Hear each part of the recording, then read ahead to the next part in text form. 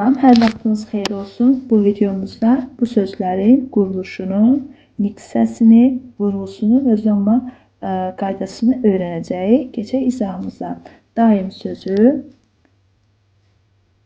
daim deyə tələffüz olunur. A uzanır, Y samiti artır. Biz demişdik ki, müxtəlif cinsli qoşa saitlər yanaşı gələrsə, bu zaman Y samiti artırılmalıdır. Daima sözündə eyni. A uzanır, Y samiti artırılır.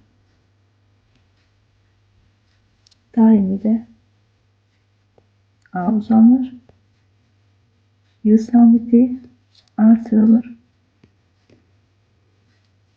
Demək bir fərq var, o da kəmiyyət fərqidir, Y samiti artıbdır. İndi niksəsinə keçək. Daim niksəsi olaraq zərfdir.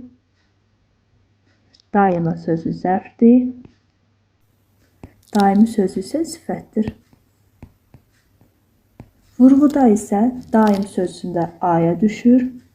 Daima sözündə birinci A'ya düşür. Biz demişdik ki, vurğu ilə uzanma eyni hecan üzərinə düşə bilməz. Amma istisnalarımız var idi. Onlardan da biri daim və daima sözləridir ki, həm vurğu, həm də uzanma eyni hecan üzərinə düşürdü. Yəni birinci hecan üzərinə düşürdü. Daimi sözündə isə sonuncu i'nin üzərinə düşür. Quruluş olaraq daim sözü sadə, daima sözü düzəltmə, daim sözündən götürülüb, A leksik şəkilçidir. Daimi sözünə daim sözün kökü, İ leksik şəkilçidir. Biz bu gündən öyrəndik ki, daim sadə, niksəsi olaraq zərf, daima sözü düzəltmə, niksəsi olaraq zərf, daimi sözü düzəltmə, niksəsi olaraq sifətdir. Hər üçündə də A uzanıb, Y samiti artırılıbdır. Vurğu daim sözündə birinci hecan üzərinə düşüb.